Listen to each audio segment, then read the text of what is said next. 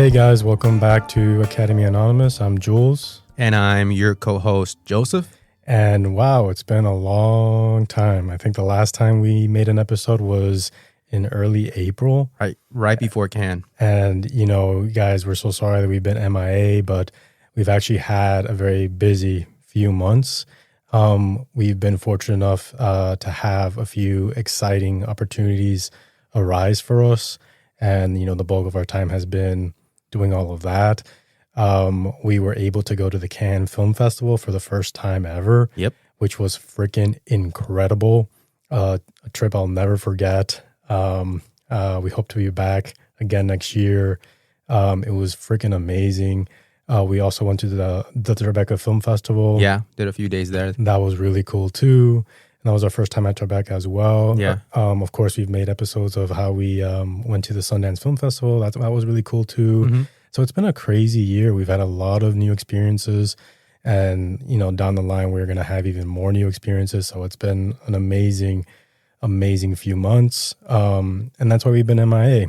But as you all know, we're about to kick into high gear with the Oscar season because the festival barrage is about to start. Exactly. And we're about to get, right now in a couple of days, the Venice Film Festival. Yeah. And then shortly after that, the Telluride Film Festival. And then shortly after that, the Toronto Film Festival. And then shortly after that, the New York Film Festival. Yeah. So the big four. Exactly. So lots and lots and lots going on right now. And, you know, this is actually the time when Oscar season starts in proper. Yeah. I mean, it's kicking up again, right? I mean, things were crazy in Cannes. And there's a lot of conversation to be had about, you know, the aftermath of that festival. But certainly things were sort of sleeping a little bit for a few months, but we're about to get very busy. Right. And so Cannes was incredible, you guys. It really felt like Disney World for cinephiles. Yeah. And we got incredible opportunities there. It was just amazing. And so let's see, just looking at what Cannes films I was able to watch. My favorite film of the festival was the Dardenne Brothers' Young Mothers, which was just an incredible experience. It was the last film I saw at the festival. It was such a beautiful way to end that trip, that journey. And I'm a huge fan of the Dardenne Brothers. And this film is no exception, one of their greats. It's just such a beautiful film. So beautifully made. I can't wait to see it again. I can't wait till you guys see it again. I think it will be going to the Telluride Film Festival. They're usually very welcomed at that festival, so I expect it to go there. It'll be interesting to see if that film maybe gets selected from one of the countries for the international film race, possibly Belgium. France is stacked this year, so I'm thinking maybe Belgium. Right. I saw Sound of Falling. The German film, you know, that had a lot of people talking at the festival on the ground. You know, we're going to try giving you a very brief sort of, you know, kind of experience of what it was like to be on the ground and talking to our colleagues and what the overall impression was of some of these films that we saw. So that's a film that people consistently kept talking about. It's an incredible movie. It's not for everyone. It will be going to Toronto. Mubi's going to be distributing it. And it's just such an incredibly haunting movie. I can't wait for you guys to see that. Probably a front runner for foreign film as well. You know, I would love that. But again, I know it's not going to be a film for everyone. It's very bold. It's having very provocative sort of conversation about gender and about so many topics. And it's just a really haunting film. I haven't stopped thinking about that film since I saw it. At one point on the ground, I think it was the favorite to maybe win one of the top 3 awards. Yes, I knew that the minute I saw it, it was going to place somewhere. I knew it was not going to walk out empty-handed. And I actually predicted it would win the jury prize. The film that won alongside Sound of Falling for the jury prize was Surat. And I can tell you that every single person we talked to in that Cannes Film Festival was crazy about Surat. They loved Surat. Everybody loved it. Unfortunately, I was not able to make it to the screening that I needed to make because I had a rough night the night before. But you know what? It's one of my biggest regrets, not seeing what everyone was saying was an incredible film. at the Cannes Film Festival, not seeing it there. You know, you can't win them all, but that was a film that I can tell you everyone was excited about. And everyone sort of shouted out the idea that you have to see that on the big screen because the sound is just amazing and the visuals are great. And I think that film is from Spain, right? Yes, absolutely. And it's going to Toronto Film Festival. And Neon picked it up. Neon picked it up. And it's also most likely going to be going to the Telluride Film Festival as well. So if any of you get a chance to see that, that is certainly a film that should place at the top of your list based on all the reactions that we heard from Cannes. And again, a big regret for us that we didn't get to see that. You know, I was able to see Die My Love by Lynn Ramsey, which I loved, but I will say that I was fortunate enough to see it twice. And the first time I had a little bit more of a mixed reaction. The second time was just such an incredibly beautiful experience. I loved it. But I will say that on the ground, it was unanimously praised by critics, which is no surprise. But I will say that on the ground, the response was very mixed. And once you see the film, you can understand why.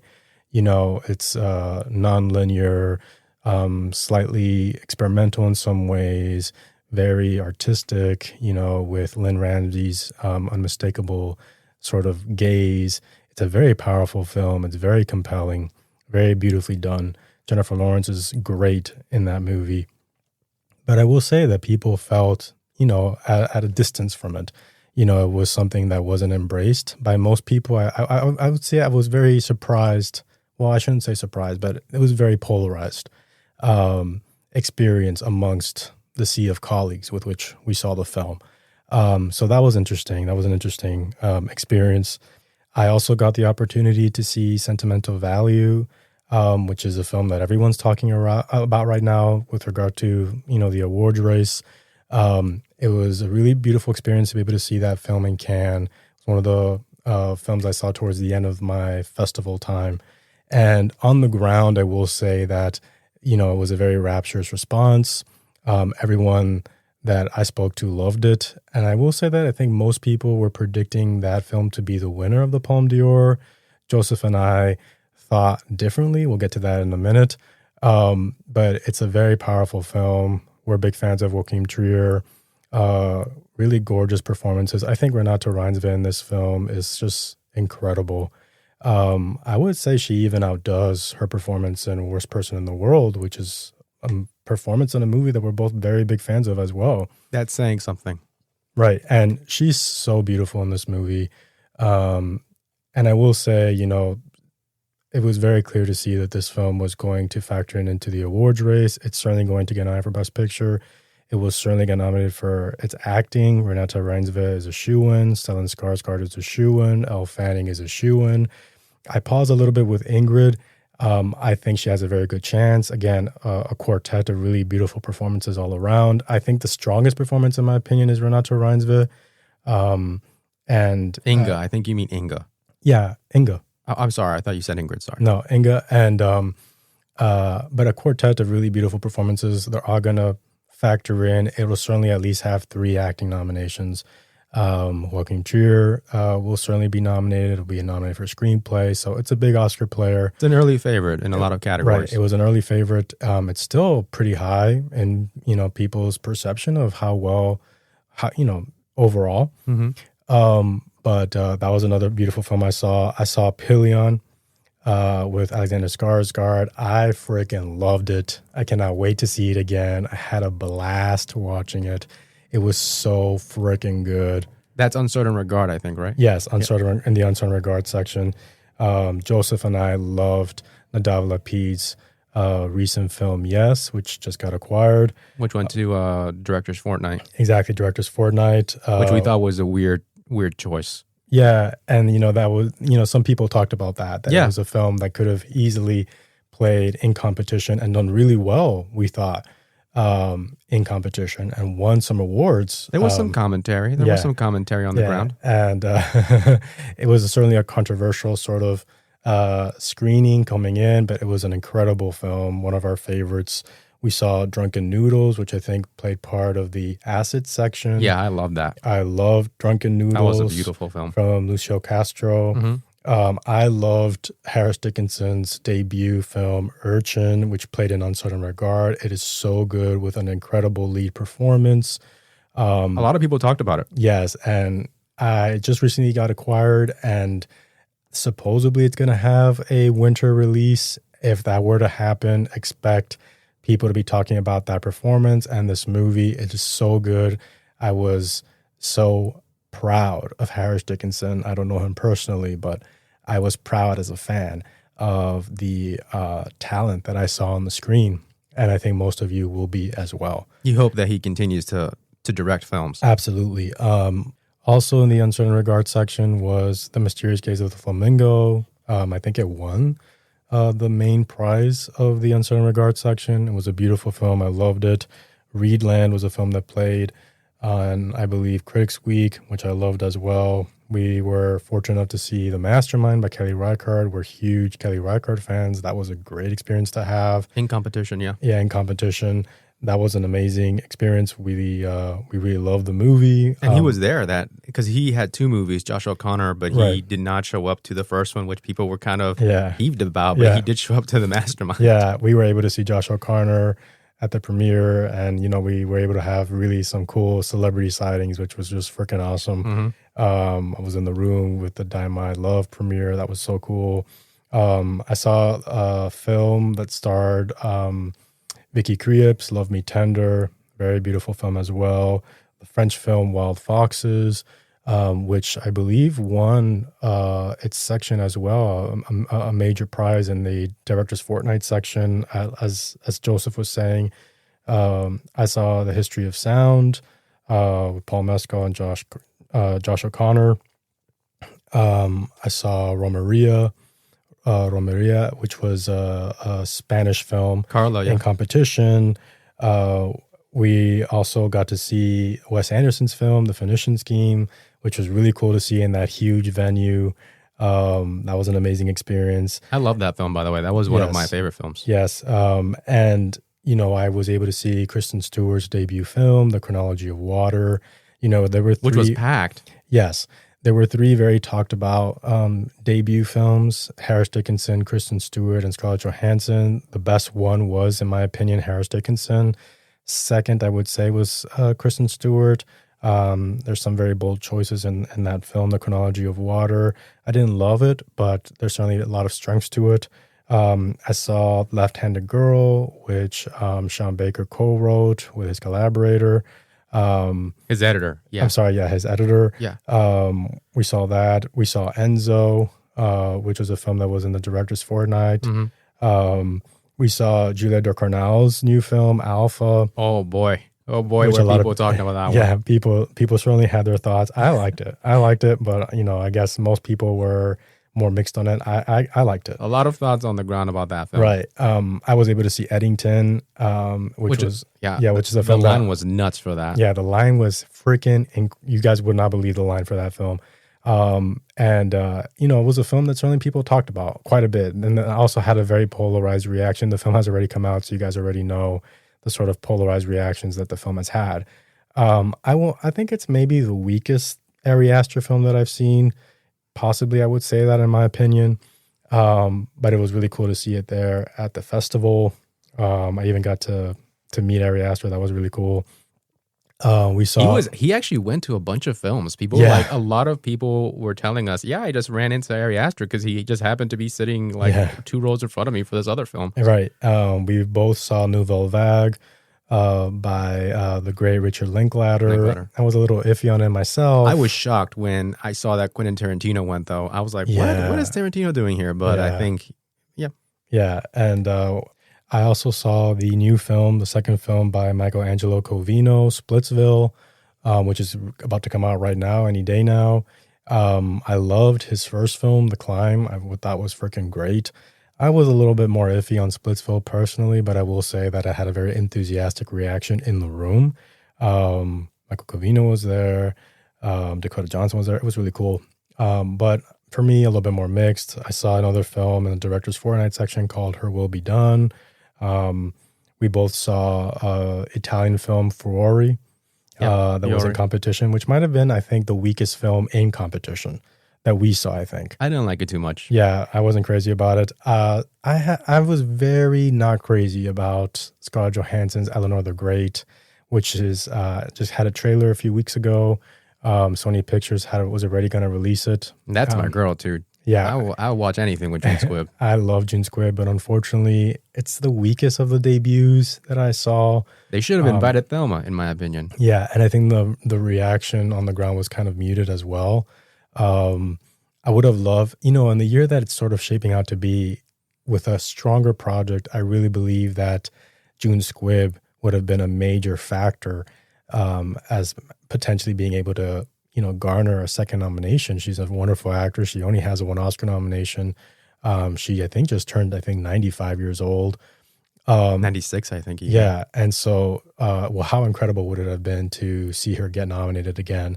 But the film is just not strong enough. I got to disagree with you. I almost wish that Thelma had come out this year, because I think she would have had a good shot of squeezing in. If Thelma had been directed in 2017, in 2023 by Scarlett Johansson, she would have had a better shot. Being directed by Scarlett is going to raise the profile of the movie. And because the best actress lineup is a dearth, as far as I'm concerned, as far as I can see, I would say do not sleep on June Squibb. I just think she's that special. Yeah, again, I just think it's not strong enough, but we'll see. And then I think the weakest film I saw was a French film called Dalloway. I think now it's called The Residence. I did not enjoy that. We were able to see that in an incredible venue, and it was not good. More commentary on the ground on that film. It was a midnight screening. I think most people weren't crazy about it, but I think that's a rough sketch of the films that I saw. What about you? What about you, Joseph?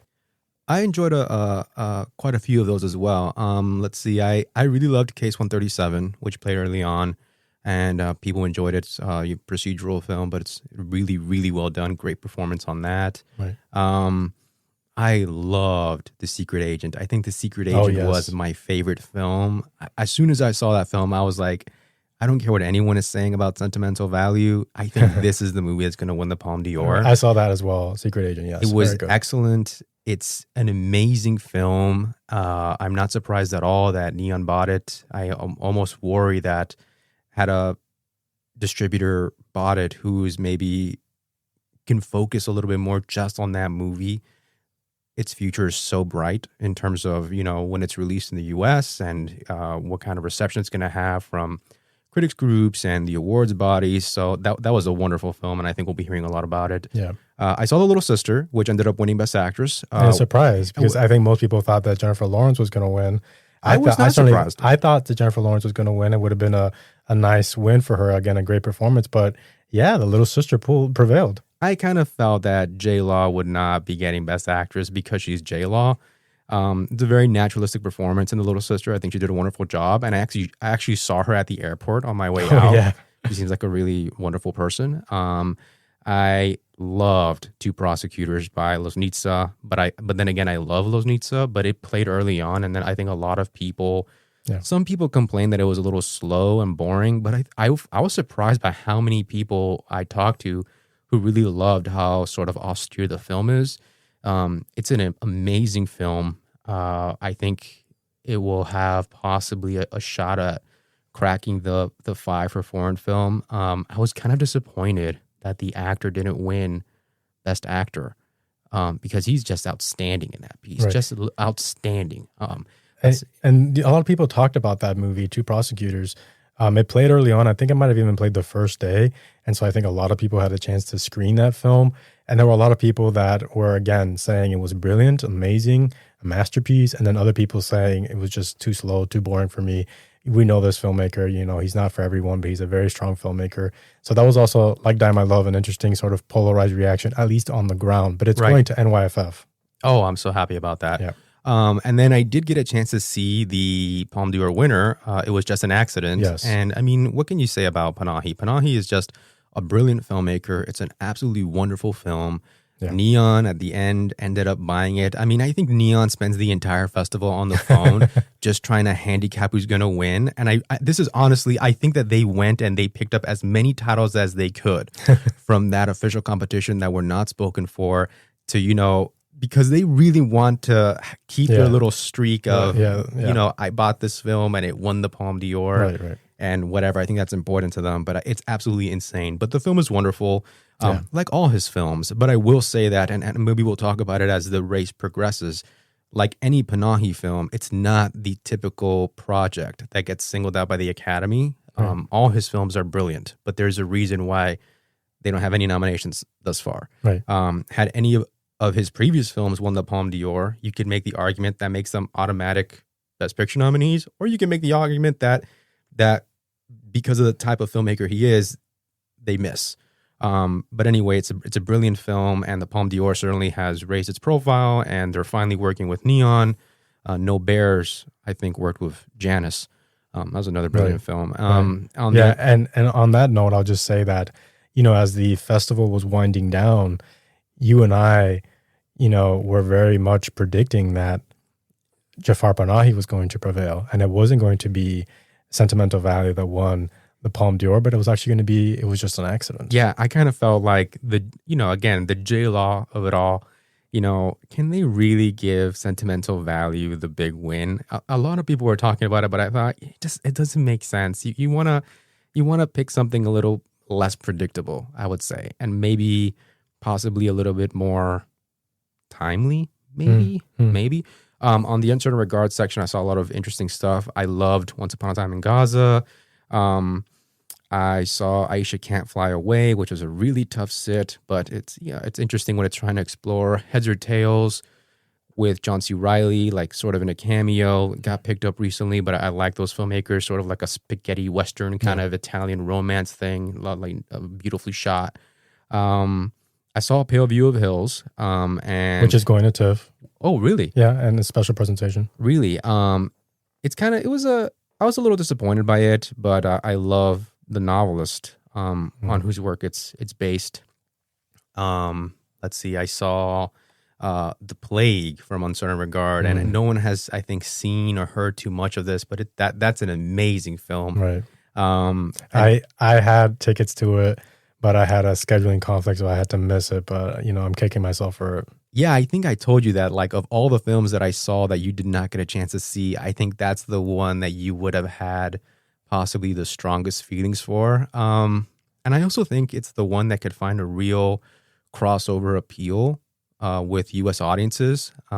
It's a brilliant film.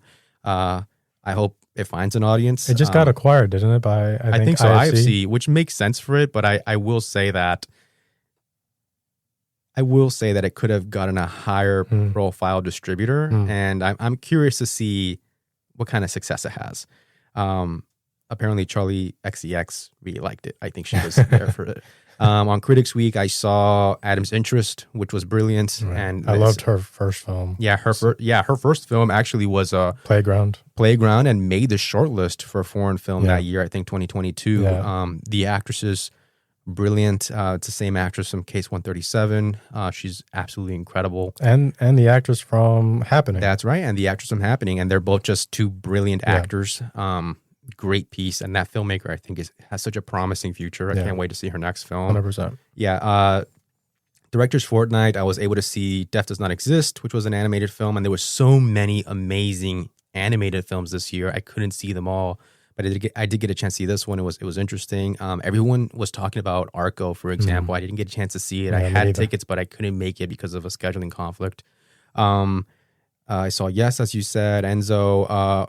Mirrors Number 3, Christian Petzold. This is his first time at Cannes, and I really liked that film too. And he's a wonderful filmmaker. One of our favorites. Yeah, he's absolutely brilliant. I was kind of surprised that was a Director's Fortnight film and not in one of the bigger sections, because he's made these films that have done really well. For example, in Berlin. So I saw Lucky Lou, which was great, and I saw The President's Cake, which was picked up after the festival, and it won. It won an award, I think, in its section, and it won the Camera d'Or, which is, I think, for the debut film. And I think that's another film that I would sort of peg as a favorite for submission to foreign film and possibly advancing at least to that second round. And Sony Pix Classics, I think, is going to release that. Which is why I think that it really has a really bright future. And then I did see Magellan, which is not going to be for everyone, but it's beautifully shot. Gal Garcia Bernal's in it. A very long film, if you're familiar with the filmmaker, Lav Diaz. And I was a little bit surprised that he would take on something of that scope, but it's a very, very good film if you're a fan of his. It's going to NYFF as well. Yep, exactly. And then most recently, I did get a chance to see Honey Don't. And so if you haven't seen Honey Don't, Honey Do. I mean, it's Aubrey Plaza and Margaret Qualley. I mean, Charlie Day. So it's a fun night out. So that's my pitch to go see Aubrey Plaza this week. And you had great seats for that one too. Oh my gosh, I had amazing seats, and I was able to see Margaret Qualley and Aubrey Plaza and Charlie Day. And Charlie Day just looks so beautiful. So yeah, it was a great festival run. Yeah, it was a experience that we'll never forget. It was amazing. We felt so lucky to just be in the room and to be able to be there and present and meet so many people and see so many filmmakers that we admire and appreciate and take pictures with them when we could and express our gratitude when we could. We actually saw the team from we just happened to be right place, right time. We were able to see the team from Sentimental Value after they picked their award. Elle Fanning, after their awards, Elle Fanning is gorgeous. Renata, beautiful. Joaquin Skarsgård is so tall. We got to see Kleber and some of his cast members when he won Best Director. I'm trying to think. People loved that movie from Began, and I think that was my biggest regret. Yes. I had tickets for it. It was so early, but the night before, I didn't get in till like 4 a.m. So that's the other thing about Cannes. You will get no sleep. We got literally 4 hours of sleep every single day that we were there. Yeah. I was chugging down espressos, and even then, it gets tough. It is so difficult to stay awake. It's so tough. It's part of the experience. Yeah, though. I bet everyone was under the same sort of hangover, and we were all like, comfort each other. It was so freaking cool. Yeah. I think that was my biggest regret, that I missed Began's film. They said it was brilliant. He won an award for it. I saw him pick it up. It was great. And I think that's going to a few festivals. I think it's going to Toronto, and I think it might go to Telluride. I think it's even going to NYFF. Oh, wow. That's great. I mean, I really love Began, and I'm trying not to read anything about the movie because I want to go in there knowing nothing about it. Right. And then should we talk about the winners for a second? I mean, we kind of called that Sentimental Valley was not going to be able to, win. We called that it was going to be, it was just an accident. Yeah. It was. I really thought the secret agent could pull it out. And then when I saw that the secret agent won 2 awards, I immediately told you, that's the only excuse you can have for not giving Secret Agent the Palme d'Or is you're going to give it 2 awards. I told you when I saw it that Wagner Moura was going to win Best Actor. And I knew he was going to win. It's a beautiful performance from Wagner. I hope it gets Oscar attention. Neon certainly has an actor play with him. And I think he's going to make it all the way. I mean, that's just a hunch that I have. My issue with that was I thought he had a good chance, but the 2 prosecutors actor was brilliant. I really thought, can they really not give it to this actor? Yeah, well, Wagner is so great. It was so incredible in that. And so I knew the minute I saw it, chalk it up, he's going to win Best Actor at the Cannes Film Festival.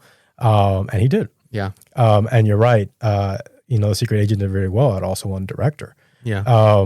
And Sound of Falling won a big award. Sound of Falling and Sarad tied with the jury prize. And early on in the festival, everyone was talking about both those titles. So it was really no surprise that they won something. They weren't going to go away with nothing. Yeah, exactly. Even Sarad, sometimes I found myself debating, like, what could it win with all these bigger titles around it? But they found room for it because, those first 3 or 4 days, everyone kept talking about those 2 films. Right. And the Little Sister Surprise. Little Sister Surprise, even though, again, I thought the naturalistic performance of that and sort of, being able to include Egypt as a winner and, maybe wanting to avoid the paparazzi of having Jennifer Lawrence win, I thought that she would possibly be the favorite there. Right. I will say, again, Jennifer Lawrence is great in her movie. Absolutely great. I think it might be her best performance yet. And the Dardenne brothers won screenplay for my favorite film, The Young Mother's Home. So I was very happy to see that as well. So I think it was a good group of winners. It was cool. Yeah, I agree. Yeah. I think everyone was pleased. I agree. And then just really quick, we were also able to go to Tribeca. Yeah. We saw several films. Yeah. Well, in total, I think you and I saw like 30 films each. for Cannes, which is crazy. Mm-hmm. And in Tribeca, I think we saw like 20 films each. Yeah. So we saw a good variety of films. I'm not sure that I would say I saw anything that I think would factor into the awards race. You know what? It's funny because it's certainly a more sort of festival that highlights up and coming filmmakers and independent films. And there's a lot of them that are a lot of fun. And I hope, I can't wait to see the second films or the following films from these individuals. But I actually did see some titles that I think are going to factor in just in less prominent races. So, for example, the festival premiered this documentary called Nachos. And it's absolutely wonderful and brilliant. And I would be very surprised if it doesn't get highlighted throughout the end of the year as one of the best documentaries. And I really do think it can make that shortlist. And it's sort of this really provocative take on sort of Confederacy culture of the South. It's really fascinating. What's it called? It's called Natchez. And I was able to attend a Q&A with the filmmaker. And so, for example, more low-key races or less marquee races, I think, is where you'll find bigger dents. I saw great short films, and I would really think that there's going to be a bunch of short films that are going to contend from this particular festival. Right. I think my favorite film was a Mexican film that I saw called 12 Moons, which is the, debut, of the wife of the Mexican filmmaker that we really like. Michelle Franco. I think her name is Victoria Franco, and I think it is her debut. Yes, Victoria Franco. And that was a really compelling film. It was beautifully shot and just really strong as a debut. I think that was my favorite. I also liked a film called What Marielle Knew, which I think went to Venice last year, I think. One of the sections in Venice, I believe. Or no, Berlin, I should say. It went to Berlin this year. And I saw that, and I like that quite a bit as well. It's kind of very Yorgos-y. So that was cool. I saw a film called Inside with Guy Pearce, which I liked. I saw the Rose Byrne film called Toe, which hasn't been acquired yet. But it's interesting talking about Rose Byrne because she's got a big movie coming out this year that we talked about, If I Had Legs I'd Kick You, that we saw at Sundance. Yeah, and I was able to see Nick Offerman in the film Sovereign, which he's absolutely brilliant in, but I don't think a big enough distributor picked it up. But he's great in it and really out of character. And I think it's actually available now if anyone wants to check it out. And I saw the Lucy Liu vehicle called Rosemead, which is based on a real life story, a very tragic story. I think that's one of the titles that could angle awards inclusion, especially considering, again, just what I'm perceiving as a dearth in Best Actress. But no one has picked the movie up yet. No one has bought the film, and I'm not so surprised by that. I wasn't crazy about the film personally. Lucy Liu, I think the goal is possibly to position the film for awards and to place Lucy Liu in consideration for Best Actress. But again, the film hasn't been bought. I don't think it's the strongest film. I think there's a lot of weak spots to it. We did see Lucy Liu a couple of times in the festival. So I'm not that surprised. She will get out there. She will get out there and campaign this film. Right. Locarno just, I think, recognized her, made a tribute to her, I believe, for her and her work. I believe Rosemead went to Locarno recently. But it hasn't been bought by the U.S. And again, I'm not so surprised. I think it's a little bit of a weak film for me personally. I honestly do think that this film, again, just the way Best Actress is shaping up, you cannot sleep on Lucy Liu if she gets a good distributor, and you cannot sleep on June Squibb. That's just the way I'm seeing it play out. I definitely think that, for example, I want to shout out a couple of really great short films that I think are gonna show up at the end. On the animated front, I want to shout out Playing God, The Quinta's Ghost, and Snow Bear as three potential short films that could find their way, in the final short list of, I think, 10 or 15 films. Very well done, but I think they're also going to play really well to Academy members. And then on the narrative side, there was this brilliant short film called The Singers, which I would be shocked if it does not make that short list. This is an American short film from the U.S. And then I would also point out Baby Blues, which you got a chance to see, and I thought that was really well done, and I think that could find its way into a short list, as well as these other two international short films. One of them is called Little Monsters, and it's really funny, actually, a very unique perspective. And the other one is Beyond Silence, which has to do with sort of sexual harassment. And I think that they're both very, very timely, very well done, and are going to have that broad appeal to possibly place in the live action shortlist. Right. I did see a couple of those short films that were very, very well done as well. Well, that's sort of a quick recap of two festivals that we were able to attend during this hiatus. Like I said, we apologize. It's been a while. We're glad to be back. Sorry for being MIA. We've just had some really incredible experiences, and we feel very grateful. Right. And now we're at that point, though, where we can enjoy the rest of the Oscar race with everybody. And like you said, things are about to get really, really crazy, interesting, mind-blowing, possibly. There are some films that are being talked about that I don't understand.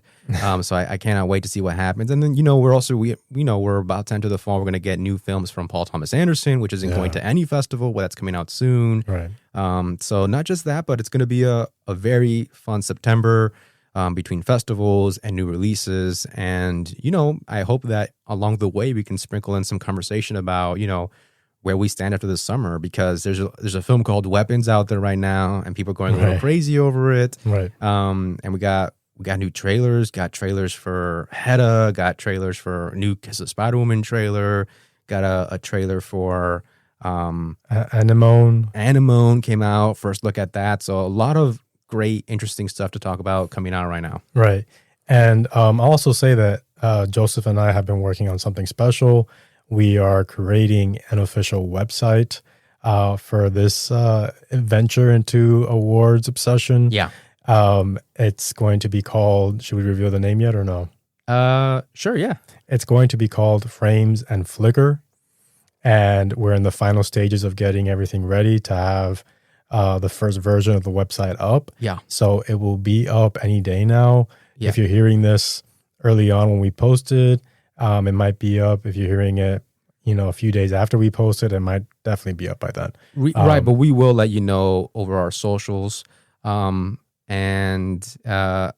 we'll launch. I think our goal is to launch before the start of Venice. Yes, and which is right now. It's going to start on Wednesday, so expect any day now for this website to be up. And we look forward to being able to interact with all of you via the website. Please check it out. Yeah, it'll be fun. We'll have our episodes on there, but we'll also do predictions and reviews and, think pieces on, the race and, little tidbits of history and things like that, patterns. All right. And that's it for this episode of Academy Anonymous. It's been great to reconnect again. I'm Jules. And I'm Joseph. And we're signing off till next time. And it's been a pleasure. The music on this episode, entitled Cool Cats, was graciously provided by Kevin MacLeod and Incompetech.com. Licensed under Creative Commons by Attribution 3.0. http://creativecommons.org/licenses/by/3.0. Disclaimer. The Academy Anonymous podcast is in no way affiliated or endorsed by the Academy of Motion Picture Arts and Sciences.